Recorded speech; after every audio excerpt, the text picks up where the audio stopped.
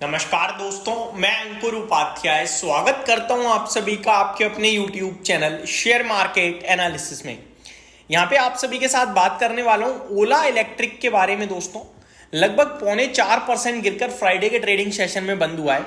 ऊपर से देखें तो 20 रुपए गिर चुका है, 30 रुपए गिर चुका है, माफ कीजिएगा। ऑलमोस्ट 20% होता है एग्जैक्टली अगर मैं काउंट करूं तो 157 का हाई लगाया है, 126 की क्लोजिंग है।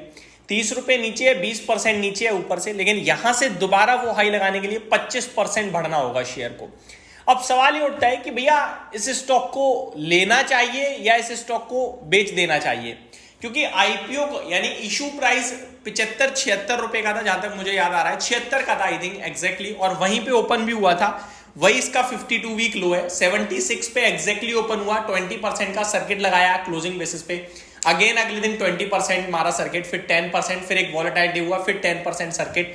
इस प्रकार इस स्टॉक ने 6 दिन में इन्वेस्टर्स का पैसा कर दिया डबल। उसके बाद इन्वेस्टर्स ने कहा कि भाई साहब हमने तो पैसा ही नहीं लगाया, क्योंकि यूट्यूब पे एनालिस्ट ने सबने कहा इस आईपीओ से दूर रहें, और दूर रह के क्या फायदा, दूर रह के कोई फायदा ही नहीं मिला।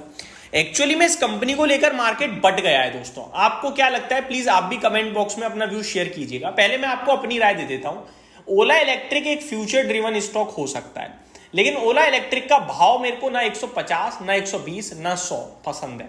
मेरे को पसंद है दोस्तों इशू प्राइस या फिर उसके भी नीचे चला जाए तो। अब यहां पे ऐसा क्यों कह रहा हूं मैं, देखो 56,000 करोड़ के मार्केट कैप पे खड़ी है कंपनी, ठीक है, और कंपनी कर क्या रही है, ईवी सेगमेंट में गाड़ियां बेच रही है, सबसे बड़ा प्लेयर है, नो डाउट, अच्छी बात है। कंपनी अभी तक प्रॉफिट में तो आई नहीं है। अब लोग कह रहे हैं फ्यूचर में भाई बाइक भी बेचने वाली है, बाइक शुरू कर दी, ऑलमोस्ट लॉन्च तो कर ही दी है। आपके लिए दिवाली और सॉरी नेक्स्ट ईयर जनवरी से बाइक भी बिकने लगेंगी। फिर आगे और भी बड़े बड़े प्लान है, और बैटरी का प्लांट भी खुद का ही लगाने की तैयारी में है। ये सारी चीजें काफी पॉजिटिव होंगी, होने दो पॉजिटिव, चलो हम मान लेते हैं। लेकिन मार्केट छोटा थोड़ी है, आपके लिए वेल स्टैब्लिश्ड प्लेयर भी है मार्केट में। हीरो है, बजाज है, टीवीएस है, आइशर है। आपको क्या लगता है ये कुछ नहीं करेंगे? ये भी तो अपना मार्केट शेयर गेन कर रहे हैं, ईवी में भी कर रहे हैं। नो डाउट अभी ओला के सामने ये सारे बच्चे हैं ईवी मार्केट में। वैसे तो ये ओला को खुद खरीद के खड़ा कर दें, इतने बड़े हैं, ठीक है। ओला इलेक्ट्रिक का मार्केट शेयर मोर देन 45% है ईवी सेगमेंट में, टू व्हीलर्स में। वहीं बाकी सारे टू व्हीलर्स का मिला लोगे ना आप ईवी सेगमेंट में, वो भी उतना नहीं होता है, लेकिन गेन तो कर रहे हैं। डीलरशिप तो स्ट्रांग है, बनाएंगे बेच देंगे। अभी उनका फोकस उतना है उस पर नहीं पहुंचा है, लेकिन जैसे ही पहुंचेगा कंपटीशन टफ होगा। इसीलिए मैं इसको वैल्यूएशन टर्म में आंकने की कोशिश करूं तो ये मेरे को काफी महंगा दिखता है। यही मेरा व्यू था, इसीलिए मैंने कहा आपसे कि आईपीओ में पैसा नहीं लगाना है। लेकिन उसके बाद जब ये स्टॉक वन साइडेड भागा तो भाई मार्केट है, कुछ भी हो सकता है यहाँ, लेकिन ऊपर से आप 20% नीचे आ चुके हो। अब कंपनी के थोड़े फाइनेंशियल्स पे बात करता हूं। FY24 में 5,000 करोड़ की टोटल सेल करी है कंपनी ने, जिसके सामने 1,550 करोड़ का घाटा था। कामकाजी भी घाटे में ही है, 1,250 करोड़ के कामकाजी लेवल पे घाटे में है। तो कंपनी जो बेच रही है उससे ज्यादा लागत आ रही है कंपनी की। अगर आप लागत देखें या फिर रेवेन्यू देखें, दोनों ही डबल हो रहे हैं, ठीक है। सॉरी, या लागत देख लें या रेवेन्यू, सही तो बोला मैंने। तो अभी मेरे को ये स्टॉक पसंद नहीं है, मैं अपनी राय क्लियर रह रहा हूँ, और ये मेरा व्यू है। पसंद मेरे को कब आएगा, मैं रिस्क लूंगा इसमें, और रिस्क मैं इसलिए लूंगा क्योंकि फ्यूचर मार्केट है ईवी की, फ्यूचर में मार्केट बहुत बड़ी है। ओला इलेक्ट्रिक के लिए पॉजिटिव पॉइंट्स भी काफी सारे हैं, तो नेगेटिव बता दिया, पॉजिटिव ये ग्लोबल प्रेजेंस अभी खुली नहीं है मार्केट में, यानी ग्लोबल अभी तो इसने बेचना ही शुरू नहीं करा, पूरा ग्रोथ पड़ी है ग्लोबली।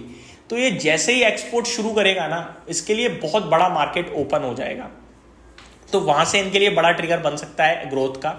दूसरी बात, ये जो नए प्लांट्स की बात कर रहे हैं सेल वगैरह बनाने की, ईवी बैटरी वगैरह की, कि चाइना से लेते हैं तो कॉस्ट ज्यादा पड़ती है, खुद बनाएंगे तो कॉस्ट कम पड़ेगी। तो वो कॉस्ट जो कम होगी, एक्सपेंसेस कम होंगे, लागत कम होंगे, तो वो प्रॉफिट बना सकती है। तो ये सारी चीजें पॉजिटिव जरूर दिखती हैं, और इसीलिए मेरे को लगता है स्टॉक अगर 70, 75, 65 रुपए में मिलेगा तो लेके बैठ सकते हैं। और एक ऐसा अमाउंट लगाऊंगा जो 10 साल के लिए लगाऊंगा, या तो मल्टी बैगर या कुछ नहीं, दैट्स इट। इस तरीके से प्ले करूंगा, और मेरे को लगता है मल्टी बैगर बनने के चांसेस ज्यादा है। अगर मेरे को 60-70 रुपए पे मिल जाता है तो मेरे को इजीली ये स्टॉक 3 साल में 200, और उसके बाद इसके फर्दर आगे को लेकर जो फ्यूचर आउटलुक आएगा, फ्यूचर बिजनेस होगा, उसके हिसाब से टारगेट रिवाइज होंगे। तो 70 रुपए करिए, बहुत अच्छा हो जाएगा, ठीक है। बात करें अगर अभी के हिसाब से कि अभी है तो क्या करें, तो मैंने आपके साथ 123 रुपए का स्टॉप लॉस शेयर किया हुआ है। जब तक 123 के ऊपर है तब तक कोई टेंशन नहीं लेनी चाहिए, ऐसा मैंने कहा था। हालांकि चार्ट कोई ज़्यादा बड़े नहीं है, तो ये नहीं है कि वही सब कुछ है, डू एंड डाई लेवल नहीं। स्टॉक में गिरावट जरूर चल रही है, बट ऐसा कुछ नहीं है कि पैनिक आ रहा हो। इनफैक्ट 104 105 रुपए से 2 दिन में ही स्टॉक 150 रुपए हो गया था। तो दोनों तरफ के लोग हैं दोस्तों, कोई है कि भैया फ्यूचर है ये, तो कोई है कि नहीं यार हम तो लॉस मेकिंग कंपनी में पैसा नहीं लगाएंगे। डिसाइड आपको करना है। मेरा मानना है कि लॉस मेकिंग है लेकिन फ्यूचर अच्छा हो सकता है, तो गिरावट में मैं लेने के लिए तैयार हूं, लेकिन मेरे को चाहिए 100 रुपए के नीचे, करीब करीब 70 पे मिल जाए तो मेरे लिए बहुत अच्छा होगा। तो वो तो ड्रीम लेवल पे बोल दूंगा, और वो उतना ही पैसा लगाऊंगा जो 10 साल तक रोक पाऊं, और अगर नहीं भी बने पैसा तो मेरे को ज़्यादा टेंशन ना हो, यानी छोटा अमाउंट ही लगाऊंगा। वहीं मैं टीवीएस, बजाज, इन पे ज़्यादा बुलिश हूँ और आगे भी बुलिश रहूंगा। तो ये मेरी तरफ से मेरी अपडेट थी। ओला इलेक्ट्रिक पे गिरावट हो रही है, आप अपने प्रॉफिट को जरूर बचाइएगा अगर आप शॉर्ट टर्म या फिर आईपीओ के हिसाब से पैसा लगाया था। ये नहीं है कि आपका पैसा बन गया तो लाइफ लॉन्ग छोड़ दो, दोबारा नीचे आ भी सकता है। ये मेरी तरफ से अपडेट थी। Thank you so much for watching this video. Have a great day guys.